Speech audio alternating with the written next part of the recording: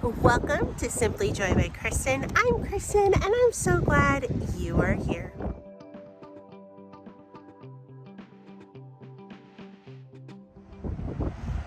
I'm not in my normal spot, can you tell? We are at my very favorite thrift store. I haven't been here since my birthday scavenger hunt, and if you want to see the video, I'll try to remember to include that.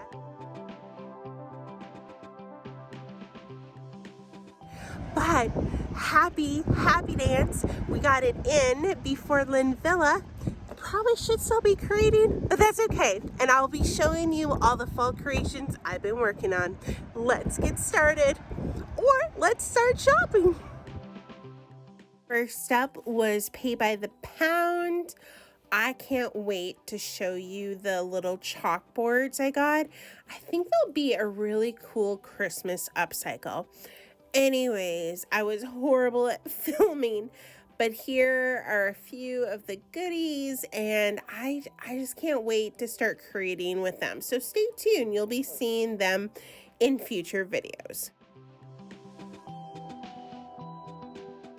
Big question in today's video is, do I still like bundt cake pumpkins or bumpkins? In this case, these are jello molds, but do I still like creating them? That is the big question that we are going to answer by the end of this video, along with a few other things. Would I ever create them again? Okay.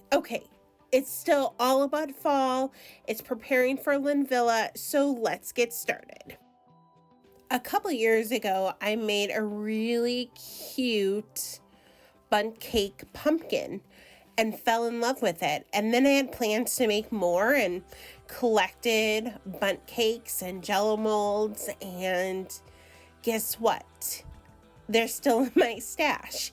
And so as I've been going through and making better decisions and being a good steward of my stash, I had a fall container up here by my creative space of fall stuff. And so my goal has been to rehome everything. So some of the stuff went to my booth, some of the things I've already upcycled, some things just need to get priced, and these two were in there. And I decided I was going to tackle, do I like creating these or not? And that would help me decide once I go out to my stash in the garage of whether I was going to keep them or not. So I painted them in Summer Crush 2 coats. I splattered Old 57, Queen Bee, and Black Velvet. I used some spindles that my dad cut down for me. However, the one I think I glued on wrong because it definitely doesn't look like I stained the top of it. But anyways,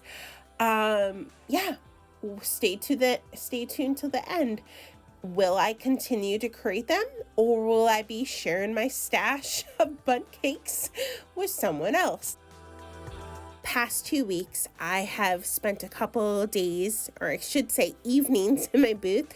One was to add cozy fall to my upstairs booth, and the second one was for the new release of Connie's papers, which just happened yesterday. I needed to put them in on my wall space. I definitely have a few favorites. Oh, okay, I have more than a few. So you'll be seeing them in future videos as well. Do you remember those cute ghost mini vignettes I was creating? Well, I went back to Michael's to get more supplies, and then I found these ghost wood cutouts. I actually thought that there was only 2 sizes in it, but it happens to have 6 ghosts, but 5 different sizes. The small ones are identical, but you can see that they have a nice width to them. They look so cute all together. So the question is, did I like them or did I not? Well, I started with painting them vintage linen, and I stamped the back. They kind of give a feel of some cute ghosts that I made, maybe 2-ish years ago.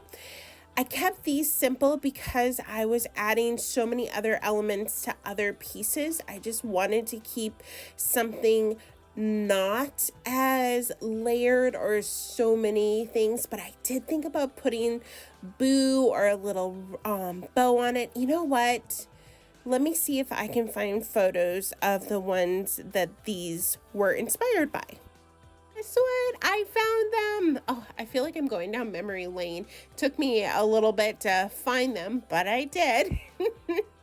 Anyways, I think there was 9 of them at the thrift store. Someone must have cut them. They were wood, nothing done to them. And I brought them home and I painted them, stamped the back, you know, gave them little eyes, little boos, and some bows.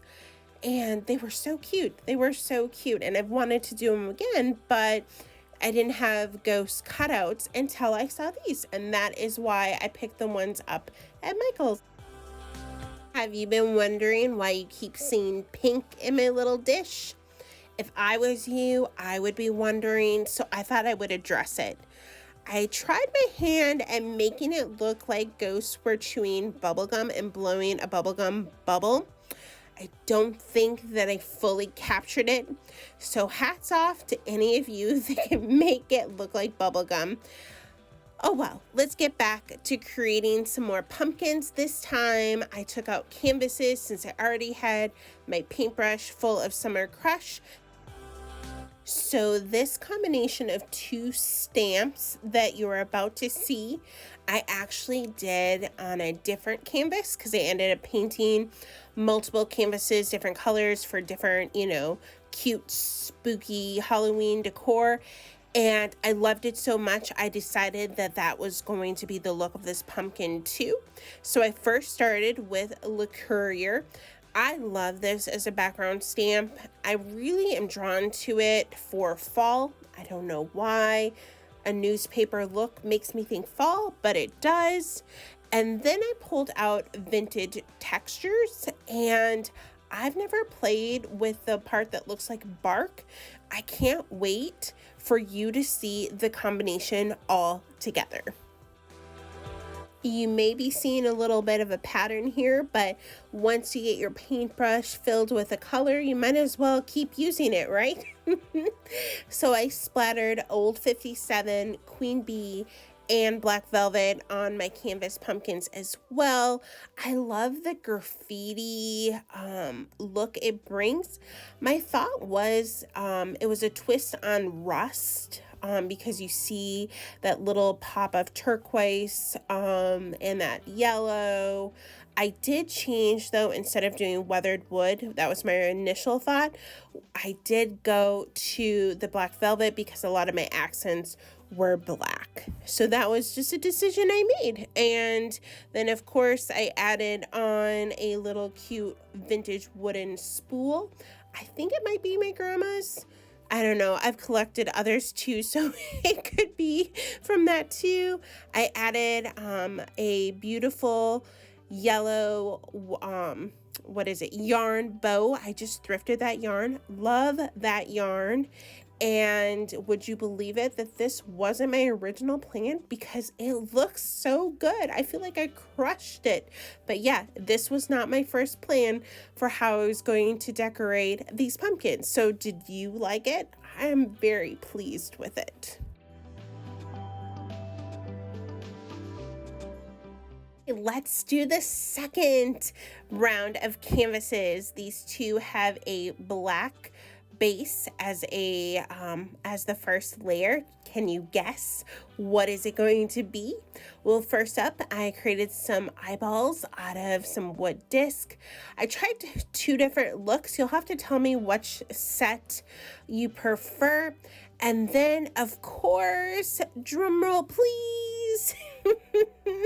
If you guessed mummies, you are correct. I took the creepy cloth from Dollar Tree. FYI, not $1.25 anymore because they are upping prices, so be careful. But anyways, yes, I used that to create a mummy look on a canvas. Before you see the last canvases in this collection, I thought I would share a few other projects I've been working on behind the scenes. We have this cute little couple of ghosts with a little heart, and of course, those miniatures. I have plans to make more. I have more ideas, but these are the ones that I was able to create. How cute did they turn out? Oh, I don't know. Every time I create them, I'm like, oh, you're my favorite, you're my favorite, you're my favorite. They're so cute.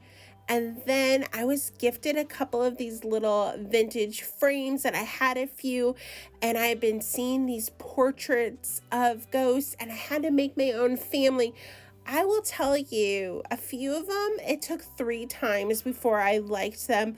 I know that they look simple, but I had a vision of what they would look like. But I love them. They're going to all look great when I bring them to LinVilla. Last round of canvases, we are painting them aviary. And this is where I discovered the combination of Le Courier, and I knew I needed something for the border, and that is when I pulled out the vintage textures, and I was looking at them, and I was like, wait a minute, let's see what the bark looks like. Fell in love with it, and then I used it on the pumpkin ones you already saw. But question, can you make a guess on which one I am creating now? We have a pumpkin, we have mummies. Oh, we have tons of ghosts. So what ones might this be? Any guesses? Before we discover what I'm creating, can we just take a moment and appreciate the combination of these two stamps together? I now have this in my wheelhouse. Like, I love the look that it has. Any guesses? Here we go. It is Frankenstein's monster, or I like to call them Frankie. I am drawing out the hairline with a pencil. I find that it's really helpful for me to draw things out on pencil sometimes, and I did this with the hairline along with his mouth and stitches. So yeah, I find it very, very helpful. Now, I know I shouldn't have a favorite, or can I? Maybe. But anyways, this probably is my favorite, or one of my favorites that I created. Somehow this became a collection, and it looks so good all together. And that wasn't the plan. My plan was to see if I like bundt cake pumpkins. Like that was the whole plan of this video, and this is where we're at. We are creating Frankies, and they're adorable.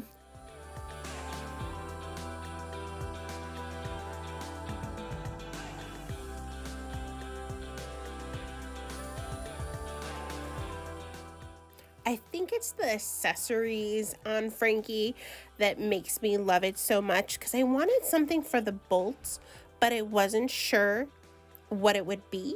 And I have these little wood, I know they have a name, but anyways, I found them at a Dollar Tree a couple years ago. I pull them out for various things. I painted them silver, pulled out some buttons. I'm gonna tell you, I love the 2 different sizes. I actually tried having the same size buttons, and it just wasn't as cute.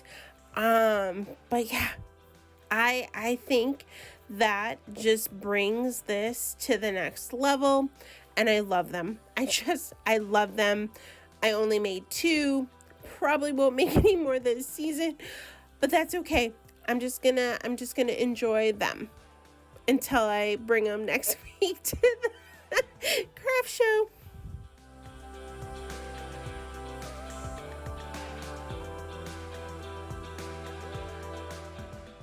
Okay, the big question is out there, would I create these again? Let's start with the wood ghost. I love that you have different sizes in it. I love that the price is pretty good, especially if you can get them on sale. That makes them around $1 or a little over or a little under based on what you get them for. I think they turned out cute. However, If I was to recreate them just like this, I wouldn't do it again because they required a lot of sanding. Even though they were pre-cut, they had a lot of rough edges. I would only get them again if I was adding them to a sign or creating a bigger scene with them, but I would not recreate them how they are right now. Next up, would I recreate the mummy? I finished the first one and was like, I don't think I ever want to create this again. And I still had one more to do. I love how it turned out. I think that they are adorable. Maybe I just need to step away and come back, but messing with that creepy cloth and cutting it, I think that's what it was. I didn't find a good hack on how to cut it and keep it nice in strips. They're adorable right now. Maybe I just need to step away and come back later to see if I will make the mummies again. So now it's time for the star of the show, the bundt cakes, or in this case, jello molds. Will I be making more of these in the future?